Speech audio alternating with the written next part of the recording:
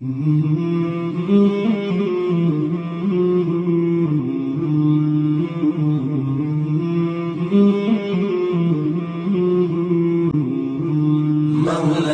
صل وسلم دائما أبدا على حبيبك خير الخلق كلهم. الحمد لله وكفى والصلاة والسلام على عباده الذين اصطفى خصوصا على أفضلهم وخاتم النبيين محمد الأمين وعلى آله وصحبه أجمعين وبعد. فأعوذ بالله من الشيطان الرجيم. بسم الله الرحمن الرحيم. ونزلنا عليك الكتاب تبيانا لكل شيء وهدى ورحمة وبشرى للمسلمين. صدق الله العظيم. We begin with Allah's blessed name. We praise Him and we glorify Him as He ought to be praised and glorified. And we pray this night for peace and for blessings on all His noble messengers, and in particular on the last of them all, the blessed Prophet Muhammad sallallahu ta'ala alayhi wasallam. As we assemble here in Masjid Al-Ghufran in Tamantun, Dr. Ismail in Kuala Lumpur in Malaysia, to begin, and tonight it's the first lecture of what I hope will be several attempts at the subject: the Sufi, the Salafi, and Aakherulzaman. And I want to begin by drawing attention to the fact, whether you are in Surabaya in Indonesia, or you are in Tirana in Albania, or you are in United States or Japan, all around the world today, the evidence is very plain and clear that we are located at perhaps the most dangerous moment in all of history so far. That there has never been in human history a more dangerous moment than this moment now. And I plead for those who are asleep to wake up. For tomorrow it might be too late. If Israel attacks Iran, which can happen at any time, then it should not be difficult for us to recognize that such an attack is most likely to lead to a series of events which will culminate in nuclear war. And that nuclear war is likely to be waged primarily between the NATO alliance.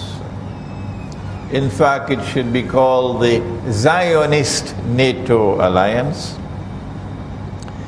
and the Russian-led alliance.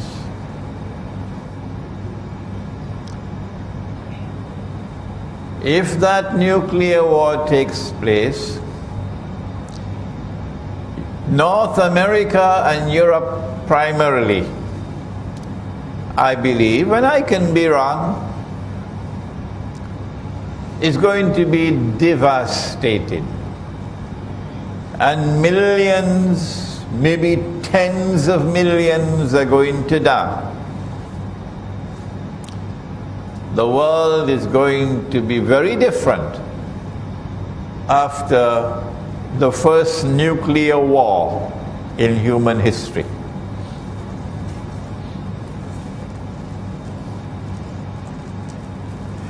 That war will be waged because the Zionists are provoking it. And the Zionists are provoking it, they are pig-headed in their obsession in pursuing a certain goal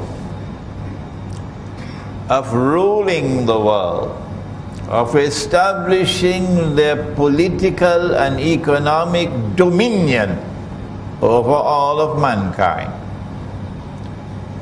so that Israel might become the ruling state in the world, succeeding the United States of America. From where has Imran Hussein got this analysis?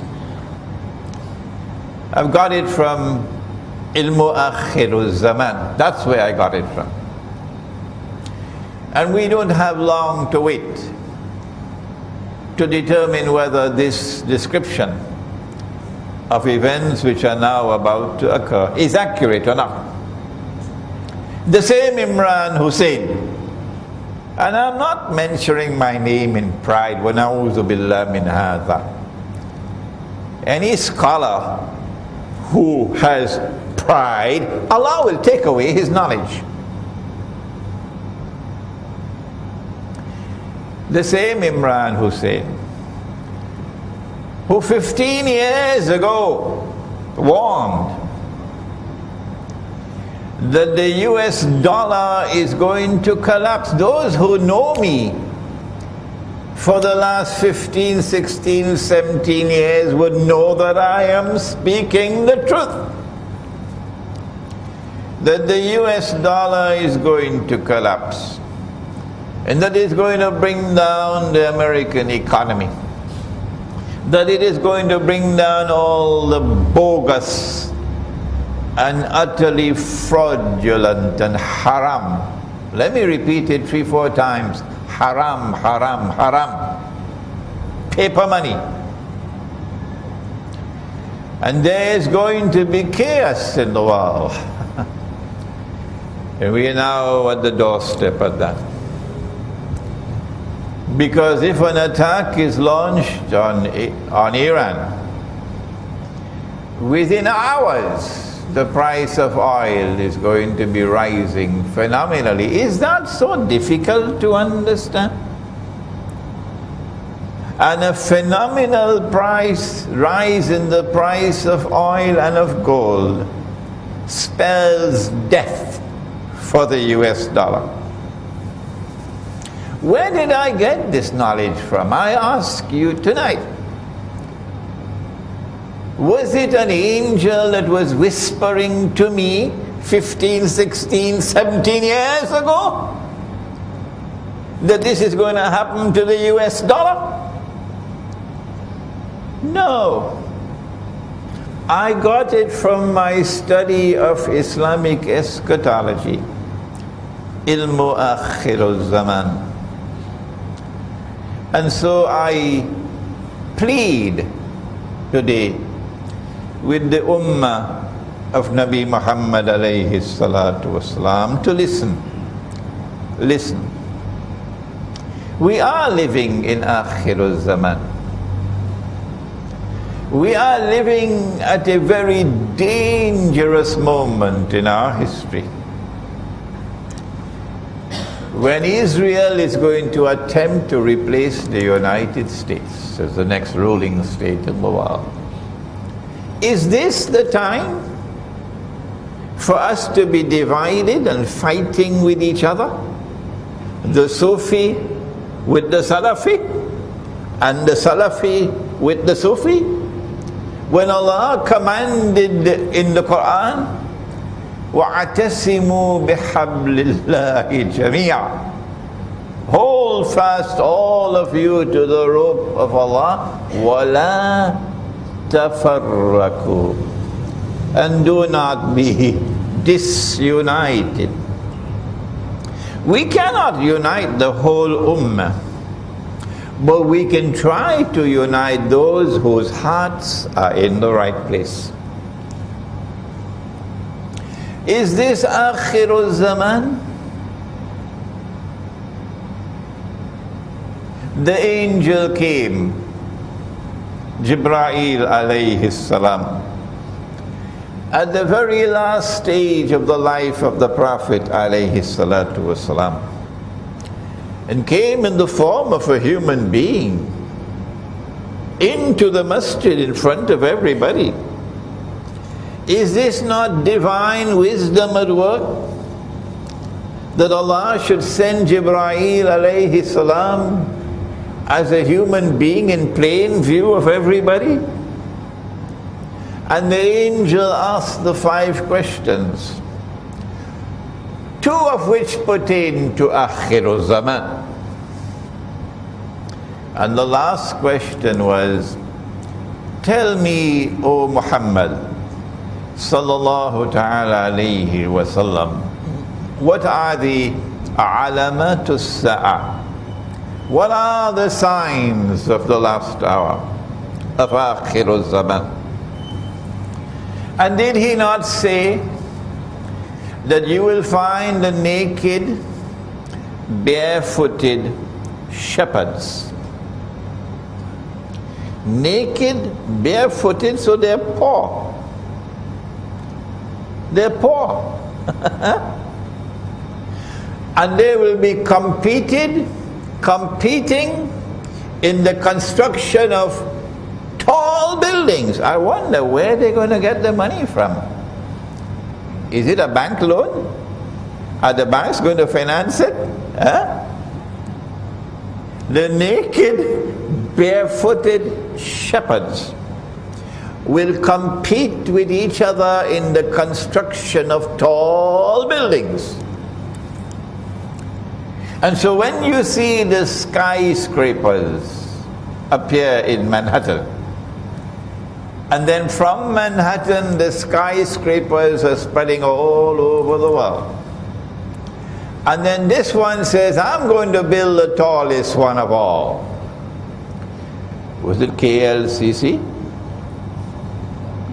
And then that one says, no, I'm going to build a taller one. And then Dubai came along and says, I'm going to beat all of you. And now Jeddah says, wait, you'll see. Huh?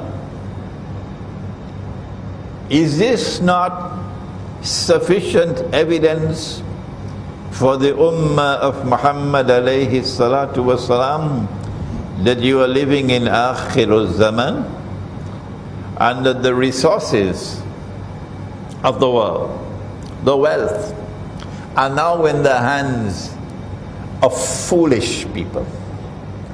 People who waste and squander wealth in the pursuit of PR projects, public relations projects, to inflate their ego. Yes, there is evidence, startling evidence.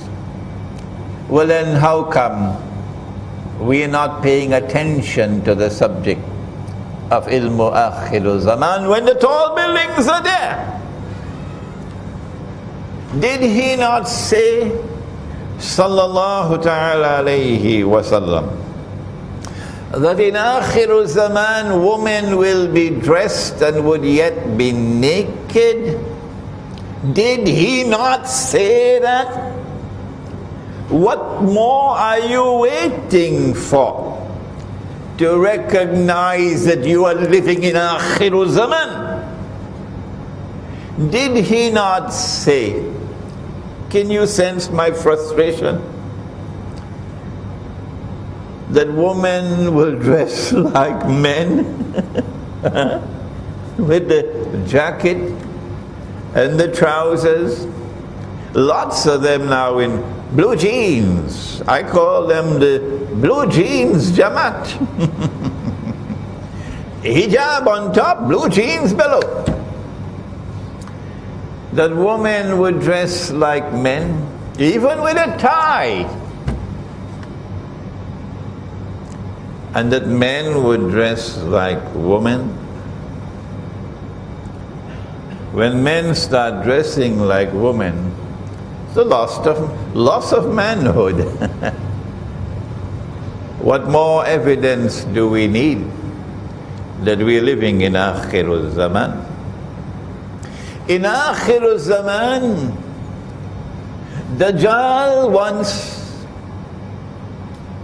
to impersonate the true Messiah, Nabi Isa alayhi salam. Did the Prophet not say, sallallahu ta'ala alayhi wasallam, that Nabi Isa alayhi salam will return? Yes, he did. And that when he comes back, he is going to come back in the capacity of Hakim, one who rules, and Hakimul Adil, one who rules with justice.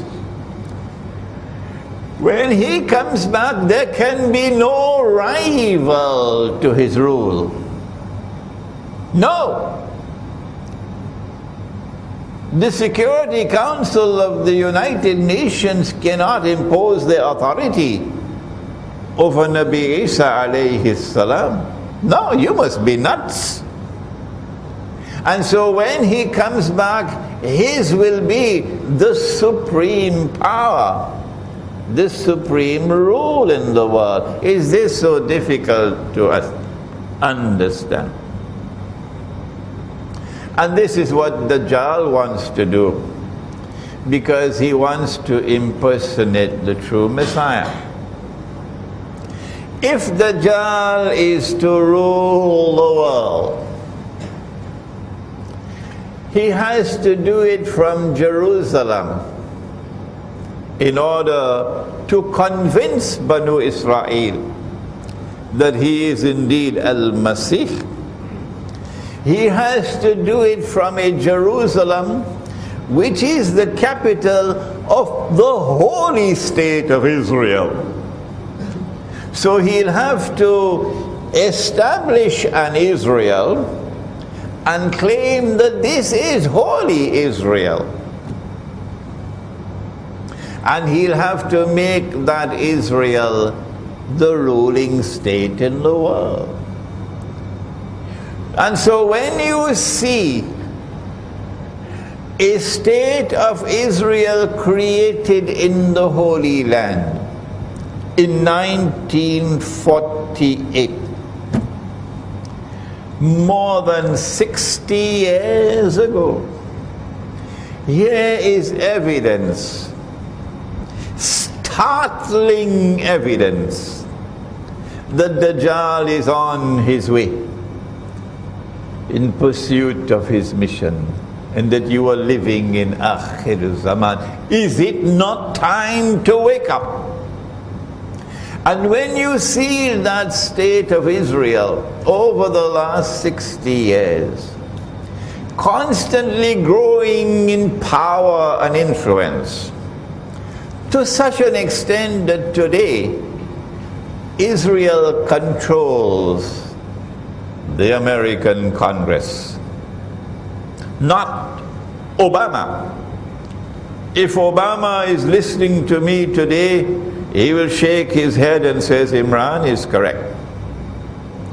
It is the Congress that controls, not the President, not the American armed forces. And the Zionists control the Congress on behalf of the state of Israel. And so when you see that state of Israel poised to replace the United States of America as a ruling state in the world, is it not time to recognize that you are living in Aakherulzaman? We are living today in a world in which there is more fasad. Be careful of that word, because fasad is in the Qur'an. Fasad is of different kinds. Fasad is that which corrupts and destroys. And there is, the Quran speaks of agricultural fasad, corrupting food, destruction of food. The Quran speaks of sexual fasad, Sodom and Gomorrah. The Quran speaks of many different kinds of fasad. Perhaps the most dangerous one of all is fasad in money. Yes. Nabi Muhammad alayhi salatu wasalam spoke about riba. And one form of riba is borrowing and lending money on interest, money. And so the money lender was cursed by Nabi Muhammad alayhi salatu wasalam. He cursed all four, and he said they are all equally guilty. The one who takes riba, the one who gives riba, the one who records the transaction, and the two witnesses. And the very last revelation to come down in the Quran was one in which Allah declared war on the moneylender. فَأَذَنُوا بِحَرْبٍ مِّنَ اللَّهِ وَرَسُولِهِ. And Nabi Muhammad alayhi salatu wasalam waging war on the moneylender. But the Prophet sallallahu ta'ala alayhi wasallam prophesied that the time will come when you will not be able to find even one person, not one, in all of mankind, who will not be consuming riba. And if anyone were to claim that he is not consuming riba, verily the dust of riba would be upon him. Verily the vapor of riba would reach him. Are we not living today in a world in which the money lender controls the economy? It is called the bank. Is there not riba all around us today? And therefore the curse of Nabi Muhammad alayhi salatu wasalam all around. What more evidence do we need that this is Aakherulzaman? But there is another form of riba. If you meet a man coming to the market, and you'll get all of these ahadith in my book on the back entitled The Prohibition of Riba in the Quran and Sunnah. It's also on my website. If you meet a man coming to the market to sell his goods, truckload of durian, and you buy his durian, I don't think people in France will know what is durian, and the Pakistanis won't know what is durian, but in Southeast Asia it's called the king of all fruits. It's a fruit. And you buy his durians from him before he could enter into the market. And when he enters the market, he realizes he could have gotten a better price in the market. Nabi Muhammad alayhi salatu wasalam said, that's riba. The Americans have a pretty phrase to describe it. The Americans say, you ripped him off. A transaction based on deception, through which you get a gain or a profit to which you are not justly entitled. A rip-off. Today we have abandoned the Quran. Whether you are Sufi or whether you are Salafi, it makes no difference. We have abandoned the Sunnah. Whether you are Sufi or whether you are Salafi, it makes no difference. So you better listen to your brother Imran. And we have accepted that the enemy could make haram what Allah made halal, and that is shirk. Allah made the dinar halal. Allah made the dirham halal. It is in the Qur'an. Both the Sufi and the Salafi better go to the Qur'an and find it. And today the International Monetary Fund has made it haram. Dr. Mahathir didn't know that. He was surprised to find that the Articles of Agreement of the International Monetary Fund, the Zionist International Monetary Fund, prohibit the use of gold as money. And all the Ummah of Muhammad ﷺ, whether you're Sufi or whether you're Salafi, it made no difference. We all accepted that they could make haram what Allah made halal. And we are stuck with the paper. And the paper is haram, haram, haram. Which Sufi scholar has declared it is haram? You could probably count with your fingers how many there are. Which Salafi scholar has declared it is haram? You could probably count with your fingers of one hand, if there are any. I hope that there are some, inshaAllah, but I may not have heard about them. This is riba. As the paper money falls in value, you are ripped off. Wait until the US dollar collapses and you see what's going to happen in the world. And so here is evidence, startling evidence, that there is fasad in the economy. Not just agricultural fasad with genetically modified food, not just electronic fasad with the radiation from cell phones damaging the male chromosomes so that tomorrow no baby boy is going to be born. And so the prophecy will be fulfilled that one man would have to maintain 50 women. That's Aakherulzaman. Not just political fasad, and I wish I had the time to explain the political fasad, but fasad in the economy as well. Fasad everywhere you turn.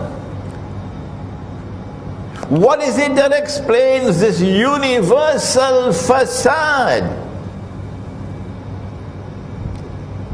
The Qur'an tells us, Inna Ya'juja wa Ma'juja mufsiduna fil ard. That Gog and Magog have PhDs in fasad.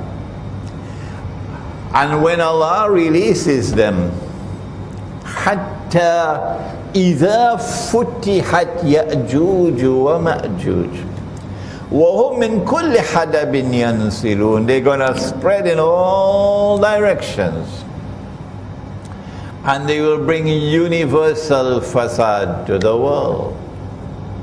And so I have spent half an hour, which is too much time. I should not have spent so much time, providing the evidence. And there is so much more, that we are living in Aakherulzaman. And this is the time, this is the age of the greatest fitna that mankind will experience from the time of Adam alayhi salam to the last day. And so this is the time for us to be closing our ranks, to be living as a brotherhood with love for each other, to be building our power, internal power and external power. And it is time to end this warfare. Salafis waging war on the Sufis, and Sufis waging war on the Salafis. What we plan to do is to define who is the Salafi and define who is the Sufi, and to suggest how is it possible for the Sufi and the Salafi to come together, to live as brothers, and to jointly confront the enemy who is waging war on us. to define the Salafi is easy. He says, I want to live the way of life of the Aslaf, the early Muslims. And the Prophet said, sallallahu ta'ala alayhi wasallam, the best generation is mine. And then the one that comes after me. And then the one that comes after me. ثُمَّ الَّذِينَ يَلُونَهُمْ ثُمَّ الَّذِينَ يَلُونَهُمْ. These three generations are referred to as the Aslaf. And the Salafi says, I want to return to the way of life of the Aslaf. This is something to be respected. This is something to be admired. This is something to be applauded. Particularly when Nabi Muhammad alayhi salatu wasalam warned about Aakherulzaman. Yushiku, hadith of Tirmizi, Yushiku an ya'ti ala an-nasi zaman. It will not be long before that time will come. La yabqa min al-Islam illa ismu. When nothing will remain of Islam but the name. وَلَا يَبْقَى مِنَ الْقُرْآنِ إِلَّا رَسْمُ. And when nothing will remain of the Qur'an but the traces of the writing. مَسَاجِدُهُمْ عَامِرَةٌ وَهِيَ خَرَابٌ مِنَ الْهُدَى. In that age, Aakherulzaman, the masajid are going to be grand structures, but devoid of guidance. Ulama'uhum, and the ulama of those people at that time, the religious scholars of Islam, sharrun nasi mimman tahta adimis sama. من عندهم تخرج الفتنة وفيهم تعود. Will be the worst people beneath the sky. From them will emerge that which will be fitna, and they will become the centers of fitna, corrupting the people, bringing about divisions, disunity, a betrayal of the deen. And so the Salafi says, I don't want to go that way. I want to return to the original deen. And this is something commendable. When you go to the true Salafi, when you go to the Jama'ah of the true Salafi, to the extent that they are faithfully following the Aslaf, you will see something of how they used to live at that time. But I asked the Salafi, did the Aslaf use paper money? I don't think so. No, I think they'll take the paper money and throw it in the toilet. Did the Aslaf go and vote for an Islamic political party fighting elections under a modern constitution of a modern state which declares that sovereignty no longer belongs to Allah? That's Egypt, that's Tunisia, that's Libya, that's Turkey. That sovereignty now belongs to the state, and you are going to fight in elections after Mubarak has been removed in conditions that are very suspicious, and you are now going to enter into a marriage with the Egyptian armed forces, and you say you are Salafi? Is this the way of life of the Aslaf? Or should you not be struggling to restore the Khilafah? struggling to restore Darul Islam. And so, yes, it is commendable that you should try to restore the way of life of the Aslaf. But I think you need a little help, because you're not seeing what we are seeing. You are blind. You are blind to the traps which have been laid for you in the modern age. You are following the Aslaf externally. Why don't you look at the Aslaf internally? Did the Prophet sallallahu ta'ala alayhi wasallam not say, and my teacher of blessed memory, Maulana Dr. Muhammad Fadlur Rahman Ansari rahimahullah, taught us when we were students in Pakistan, in Karachi, at the Alimia Institute of Islamic Studies. That's where I learned from him. And he repeated this hadith so often, that Nabi Muhammad alayhi salatu wasalam warned. He said, "Ittaqu firasat al-mu'min, فَإِنَّهُ يَنْظُرُ بِنُورِ اللَّهِ." Fear the firasa, that wisdom which comes from internal, intuitive, spiritual insight.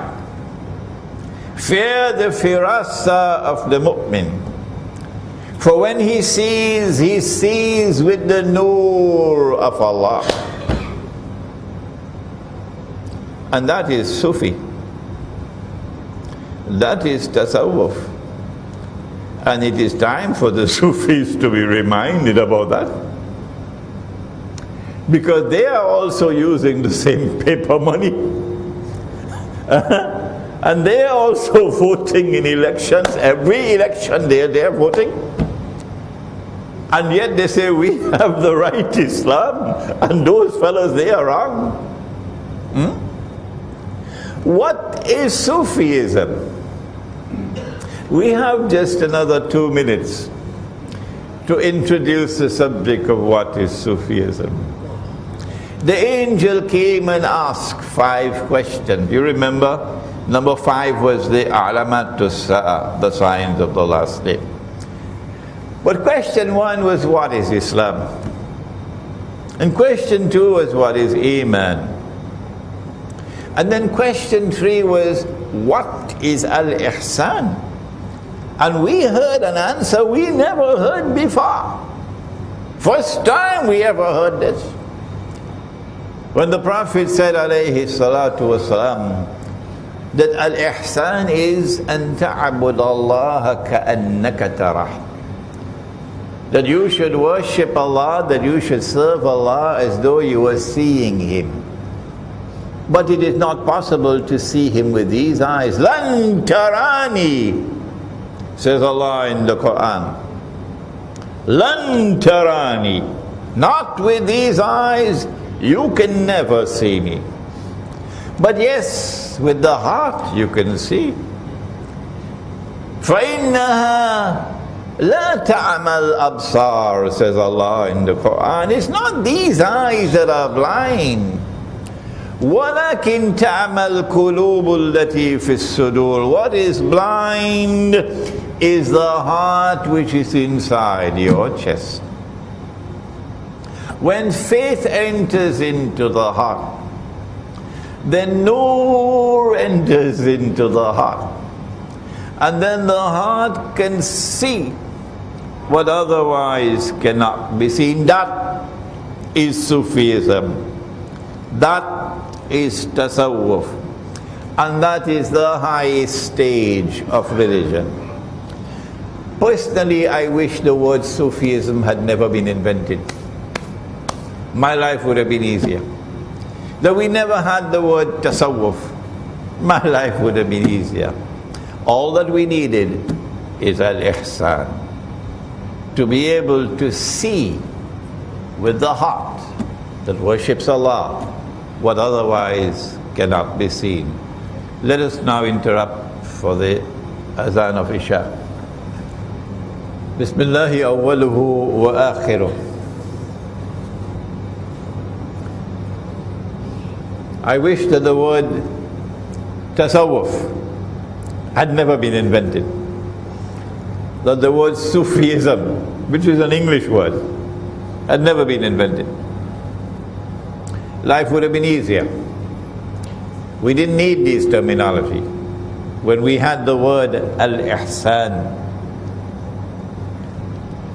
Al-ihsan is to worship Allah and to serve Allah as though you are seeing Him with the eye of your heart. فَإِن لَمْ تَكُنْ تَرَهُ فَإِنَّهُ يَرَكَ.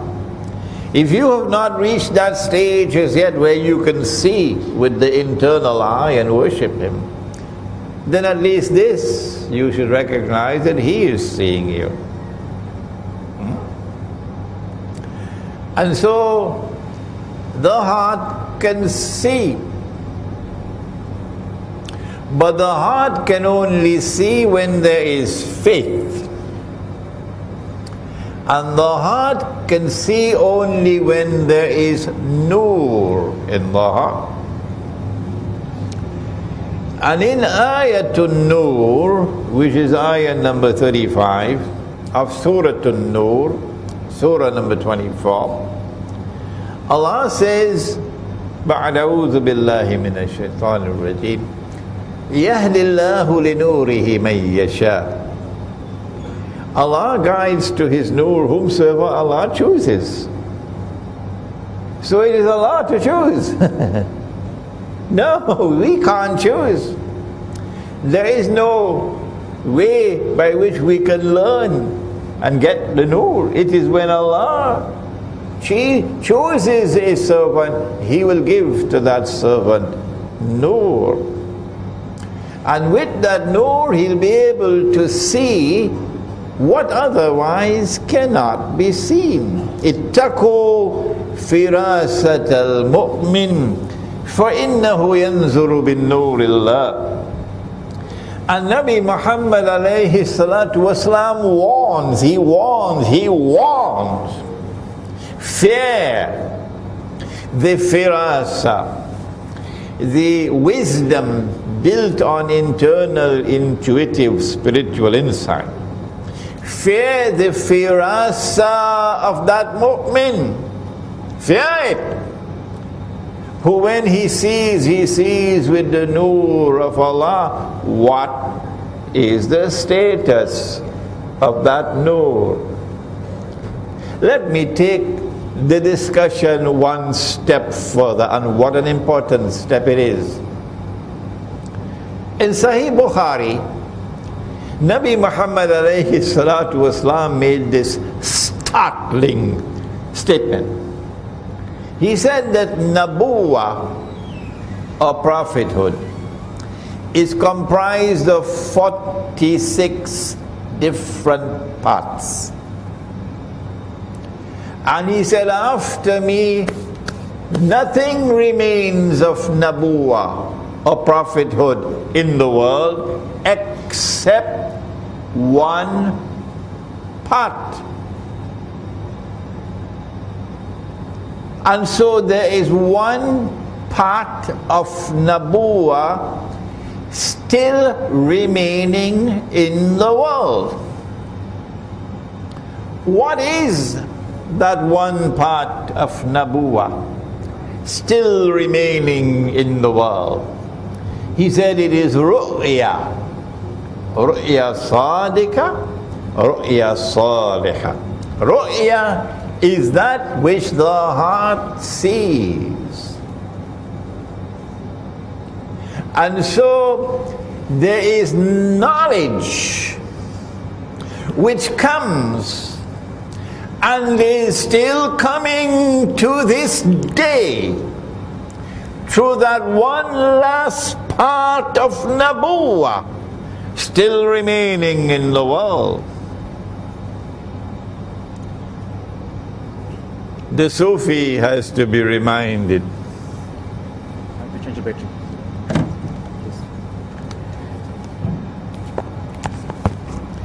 the Sufi, our brother, the Sufi has to be reminded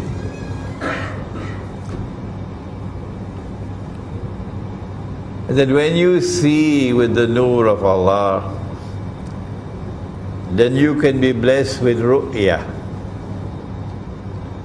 vision, insight. Every scientist in the world knows that all major discoveries in science came after you had done your homework through insight. Insight. And if we had that insight, if we had that ru'ya, then as Sufis you would have been able to recognize that the paper that you have in your wallet and that you are using to buy and to sell, it is shaitan who gave it to you.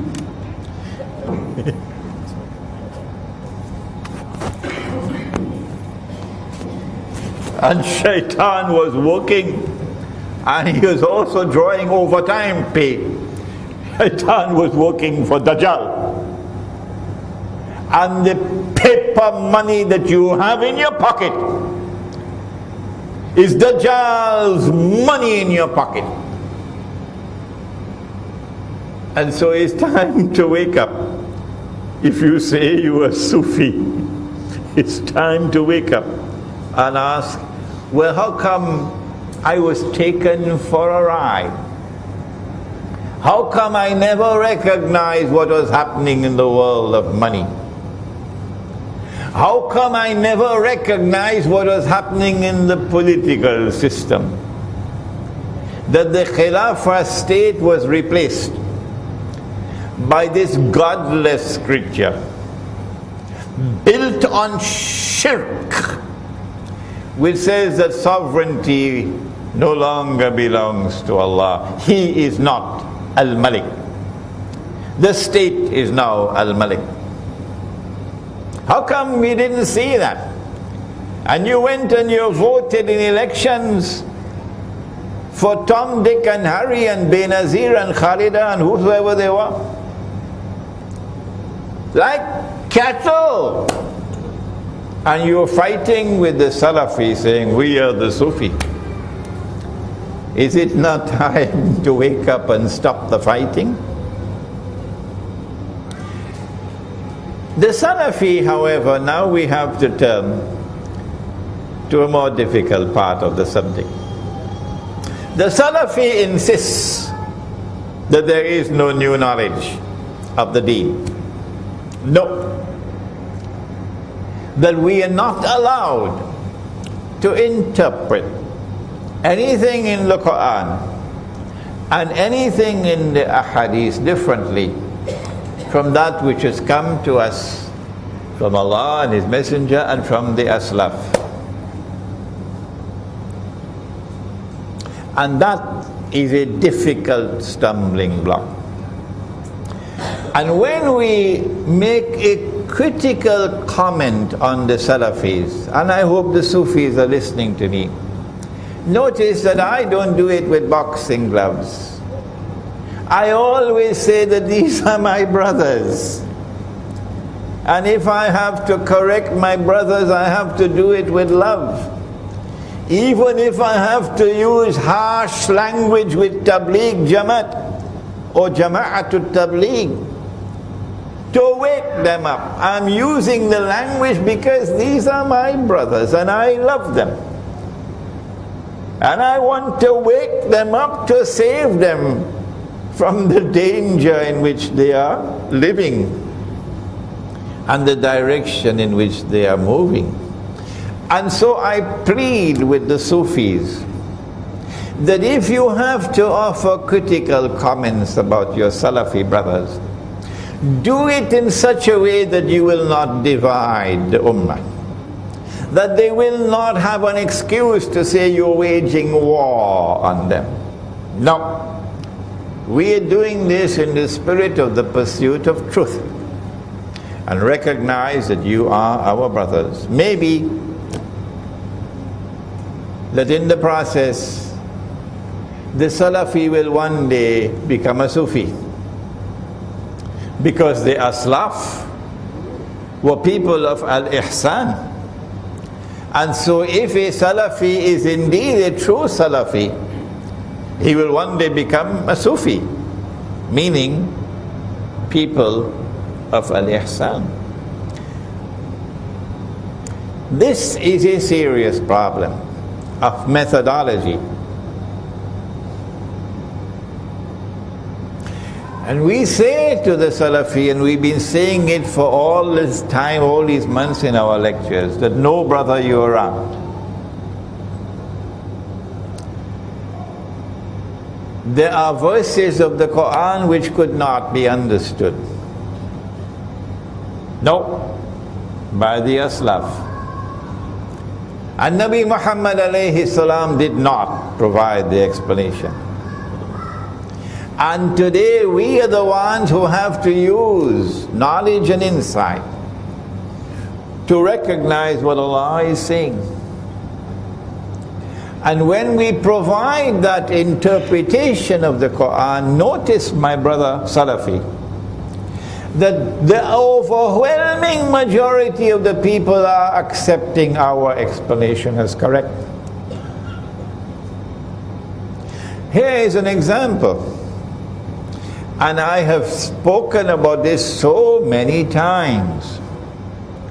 Here is a verse in Surah Al-Ma'idah, in which Allah subhanahu wa ta'ala says, بَعْدَ أَعُوذُ بِاللَّهِ مِنَ الشَّيْطَانِ الرَّجِيمِ يَا أَيُّهَا الَّذِينَ آمَنُوا, O you who have faith in Allah, لَا تَتَّخِذُوا الْيَهُودَ وَالنَّصَارَى أَوْلِيَاءَ.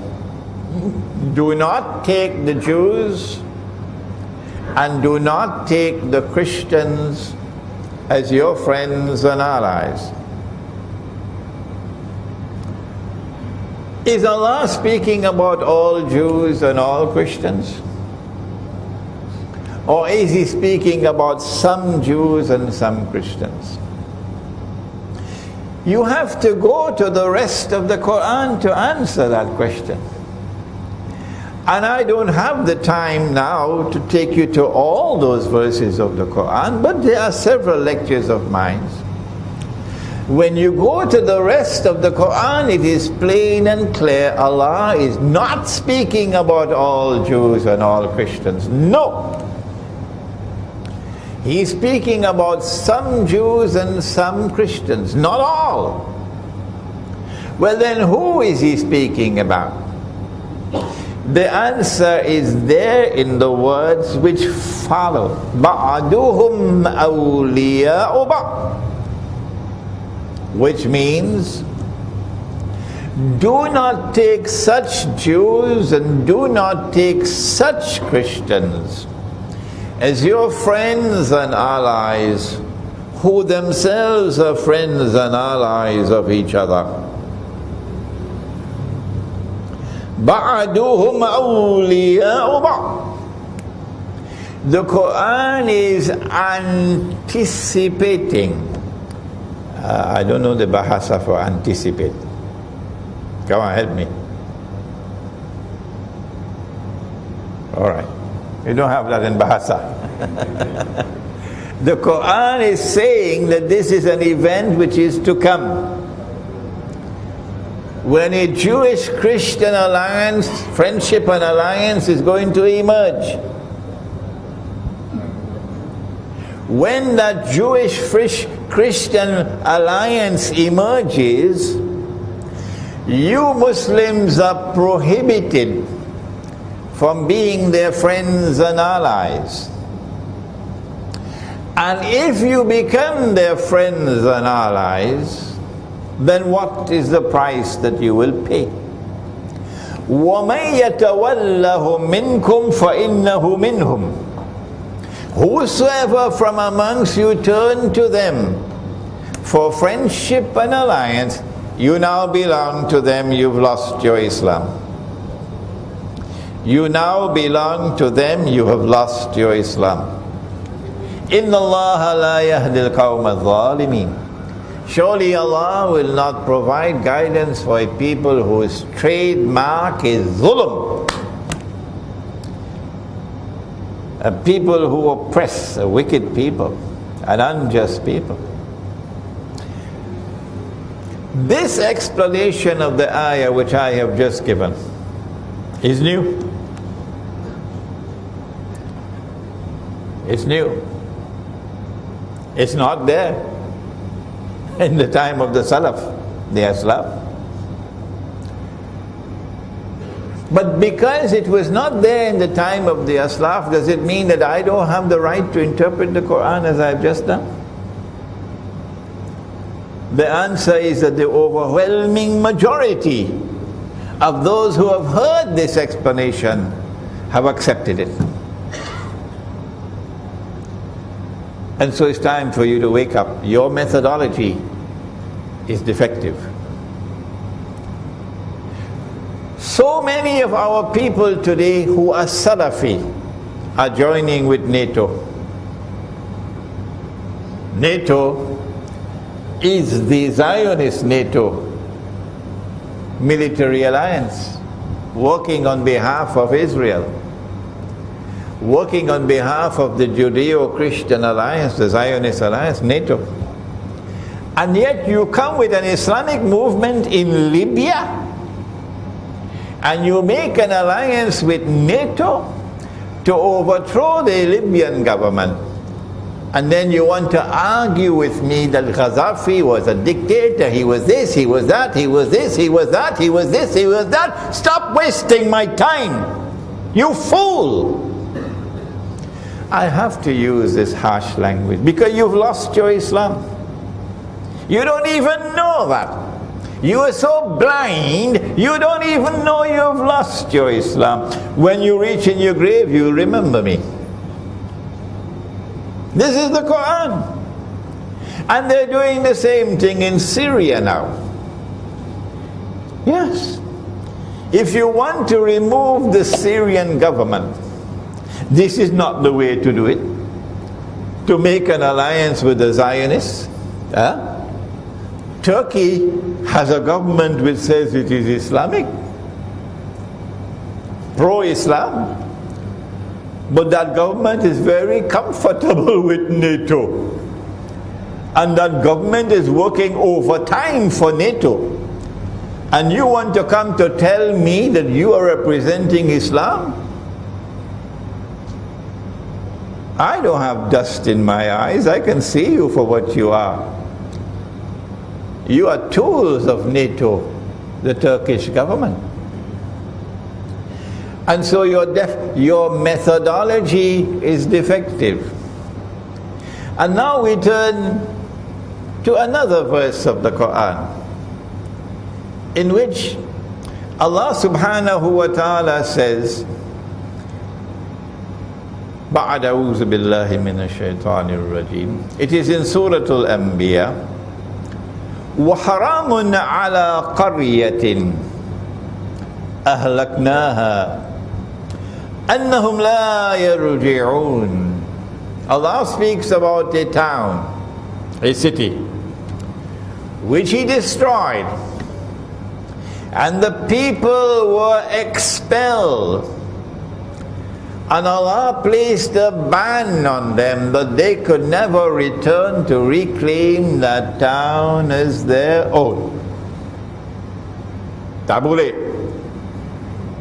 Hatta, until they will return to reclaim the town. When? When? إِذَا فُتِحَتْ يَأْجُوجُ وَمَأْجُوجُ. When Gog and Magog are released. وَهُمْ مِنْ كُلِّ حَدَبٍ يَنْسِلُونَ. And they spread out in all directions with their fasad. But they're not only people of fasad. Hadith al-Qudsi, Sahih Muslim. I have created creatures of mine so powerful that none but I can destroy them. None but I can wage war with them. These are Gog and Magog, Ya'juj and Ma'juj. We have interpreted this verse of the Qur'an, and we have declared that this town is Jerusalem. This is the heart of this book, Jerusalem in the Qur'an. The heart of this book is that the town is Jerusalem. This book became a bestseller 10, 11 years ago. And after 11 years, it is still a bestseller. And it is translated into probably about a dozen languages by now. The overwhelming majority of Muslims today who have heard this interpretation have accepted it. But this is not there in early Islam. No. When we recognize that the town is Jerusalem, we know that Allah is speaking about Banu Israel, that He destroyed Jerusalem. He expelled Banu Israel. He placed a ban on them, and for 2,000 years they could not return to reclaim Jerusalem as their own. And yet today they have returned and they have taken control of Jerusalem. What is the explanation? We ask our Salafi brothers, and they are our brothers. How many times must I repeat it? Imran Hussein is not waging war on you, no. Imran Hussein loves you. You, my brothers. And Imran Hussein wants to unite the Ummah. What's wrong with that? 2,000 years after Jerusalem was destroyed, Banu Israel was expelled. 2,000 years later they returned. And they are now taking control of Jerusalem. And the Qur'an says of itself that it is tibyanan likulli shay. It explains all things. I ask you, what is the explanation in the Qur'an for the return of the Jews to the Holy Land, to Jerusalem, to reclaim it as their own 2,000 years after Allah had expelled them? And I say to you, brother, this is the explanation in Surah Al-Anbiya. And the overwhelming majority of the Ummah is accepting this explanation. You being left behind. All that I'm asking you to do is to look again at your methodology and recognize that there is new knowledge that comes. And with that new knowledge you can understand what previously could not be understood.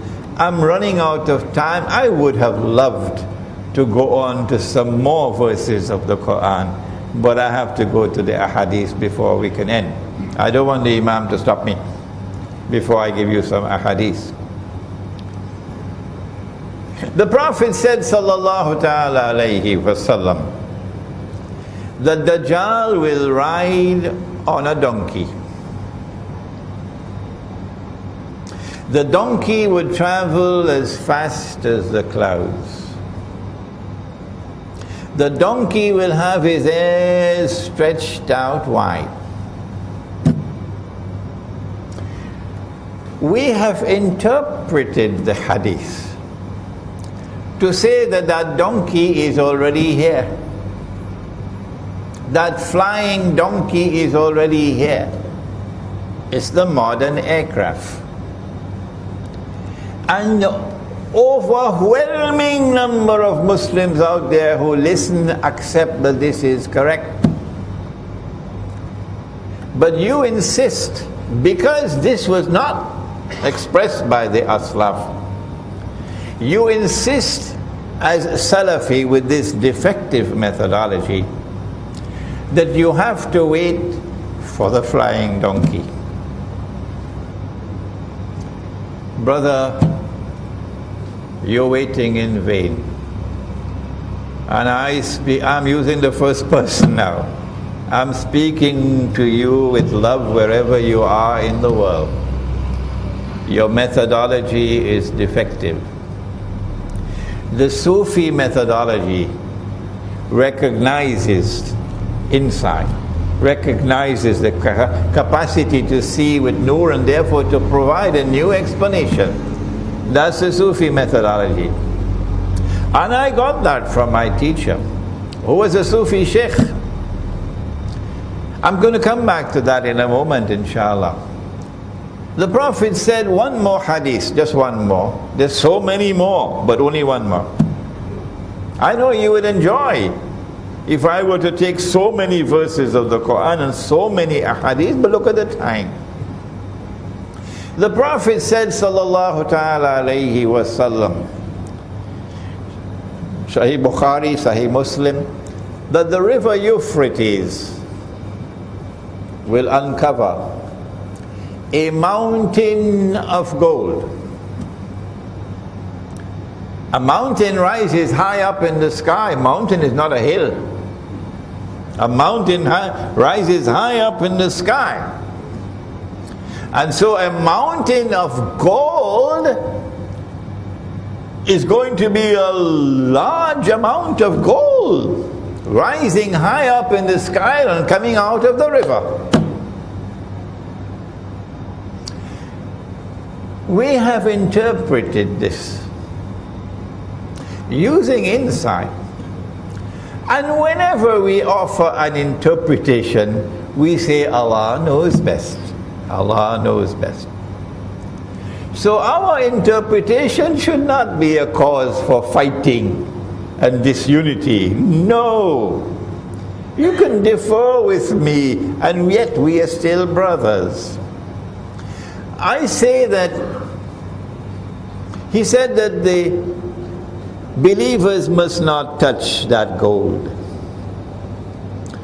So that wakes me up to the fact, this is symbolism. The believers must not touch that gold. A mountain of gold coming out of the river Euphrates. And he said that people are going to fight over that gold, and 99 out of every 100 would be killed. I say that mountain of gold has already come. And the word mountain here is not literal. The word mountain here symbolizes a large quantity. And it is not the metal of gold, but oil. Oil. And that oil has already come. The last 100 years have been the years of that oil, from that oil basin by the river Euphrates. But why would he describe oil as gold? You need insight here. The answer is that that oil has functioned as gold for the last 40 years, since September 1971, while the ulama of Islam have been eating roti canai and drinking teh tarik.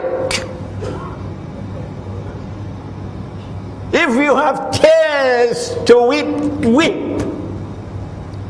Because he's telling us that that oil is going to be used to function as gold.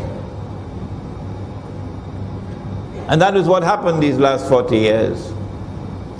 The US dollar could never have survived, could never have done all the wickedness that it did these last 40 years if the US dollar had not become a petrodollar.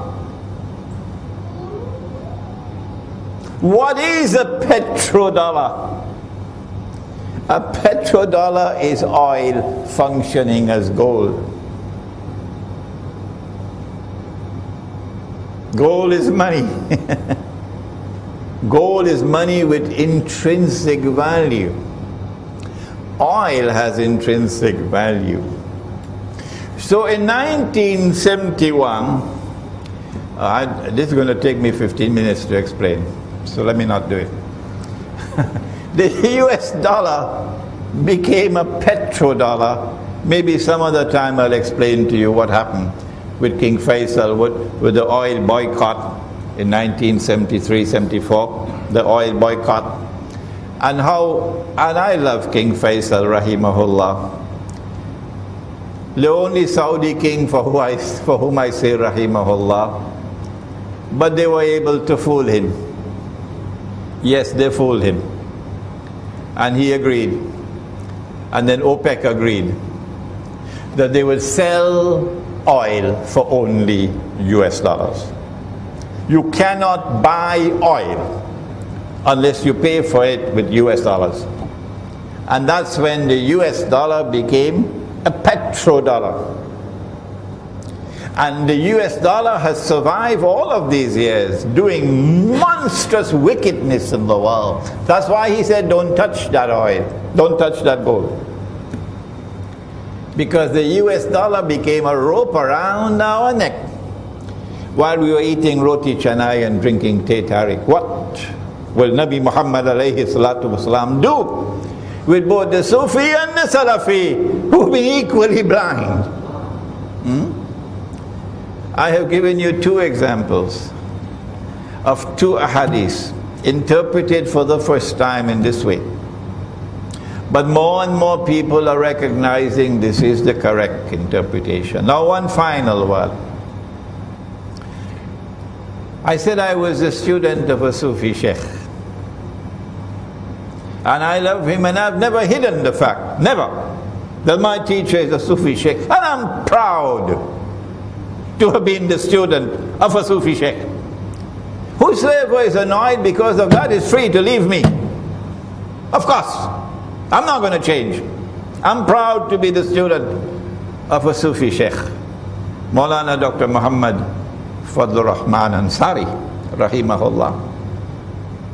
And it is because of the training that I got from him that I am blessed today to do the work that I am doing. The Sufi sheikh. But why do I no longer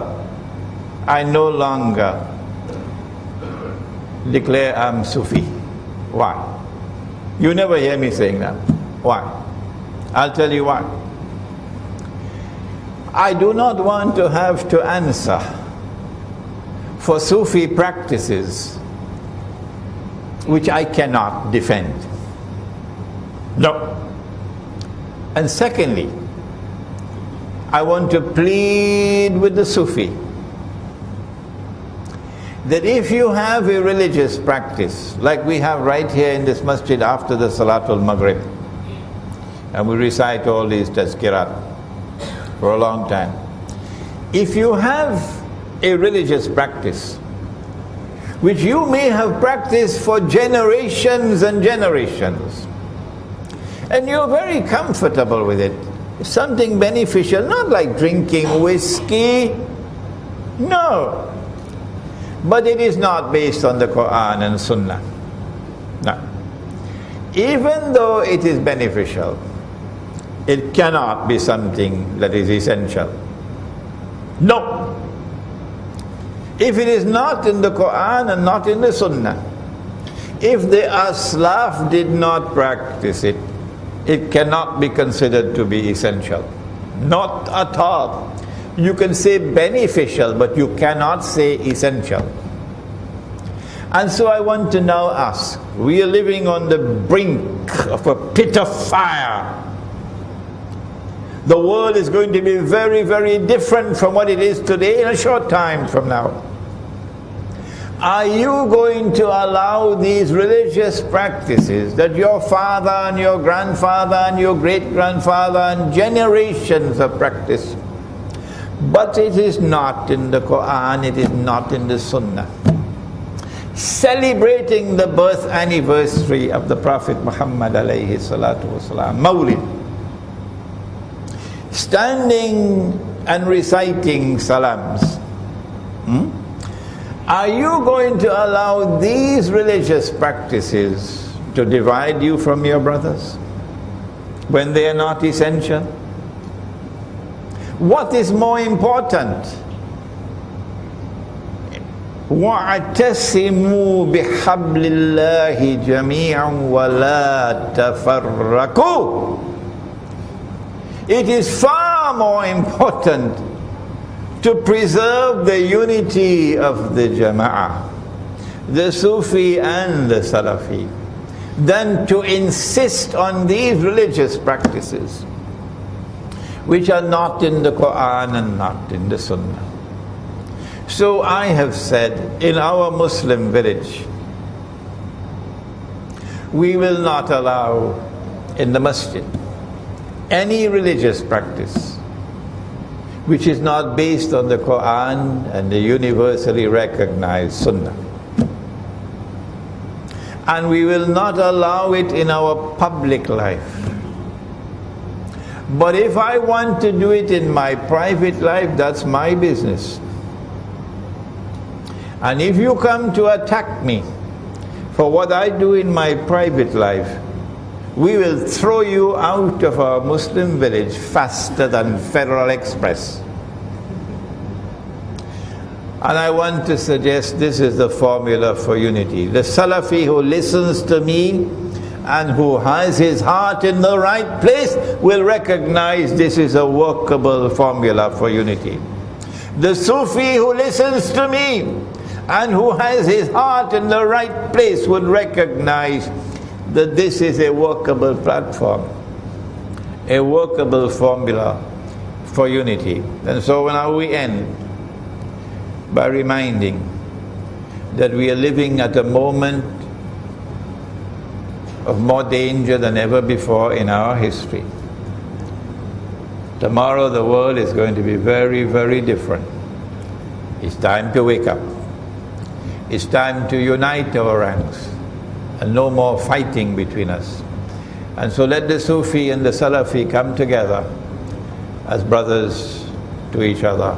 ربنا تقبل منا إنك أنت السميع العليم وتب علينا يا مولانا إنك أنت التواب الرحيم برحمتك يا أرحم الراحمين آمين. We have time. The Imam has kindly consented for a few questions, so please let's have your questions as soon as possible. Yes. Assalamu alaikum, Shaykhana. You mentioned that you yourself don't refer to yourself as a Sufi anymore. So I just want to extrapolate that. Do you think it's a good advice, given the precarious nature of the world, for Muslims not to use these titles, even if you do follow a certain methodology, but to not use the title of Sufi or Salafi personally, and just qualify themselves as Muslim as a first step in avoiding the fitna that you described? It'll be a dream come true if we stop using these titles. The Salafi, if he's indeed Salafi, will grow to become a Sufi, because he'll grow to reach Al-Ihsan. There's no need to describe yourself as Salafi. The Sufi, if he's indeed a Sufi, would have that ihsan, that capacity to see, and would recognize the reality of the world today, and therefore the imperative of Muslim unity to unite our ranks. If we get rid of the labels, it will be helpful. My teacher, Maulana Dr. Fazlur Rahman Ansari rahimahullah, used to stand up. I don't know where he got the courage from. In India and Pakistan they use different terms. He said, I am not Deobandi, and I am not Brelvi, and I am not Ahle Hadith, and I am not Wahhabi, I am a Muslim. Those are golden words, and that's what we need for today. Any more questions? What is the greatest danger of riba? The hellfire. The hellfire. The hellfire. Because Nabi Muhammad ﷺ cursed The one who is, don't mind if I mention it, he's working in a bank now, but he says, I'm going to get out of the job soon. MashaAllah, MashaAllah, MashaAllah. The others who are working in banks should follow his example. Get out of that job. You're working for the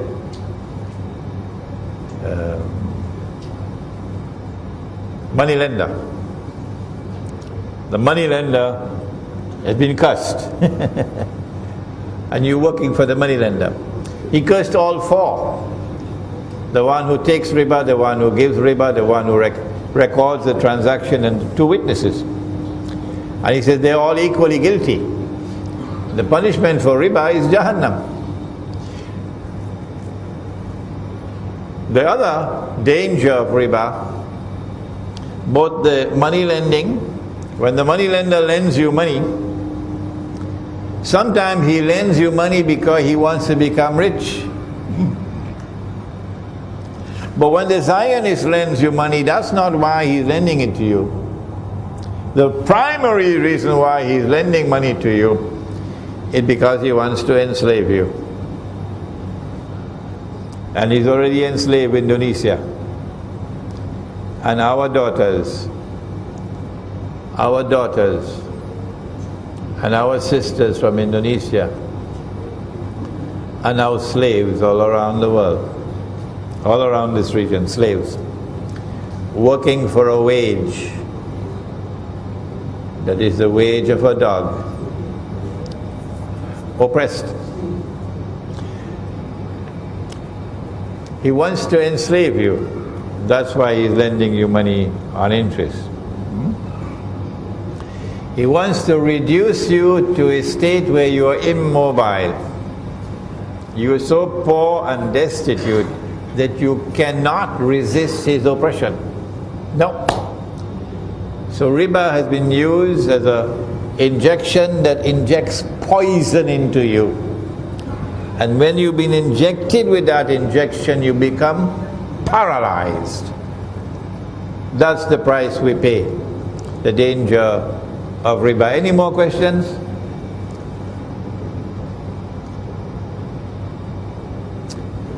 No more questions, okay? ربنا تقبل منا إنك أنت السميع العليم وتب علينا يا مولانا إنك أنت التواب الرحيم اللهم أنت السلام ومنك السلام تبارك ربنا وتعاليت يا ذا الجلال والإكرام سمعنا وأطعنا غفرانك ربنا وإليك المصير وصلى الله تعالى على خير خلقه محمد وعلى آله وعلى أصحابه أجمعين برحمتك يا أرحم الراحمين آمين. After the salat, if you want to bring your books for autographs, you can bring them to me, inshallah.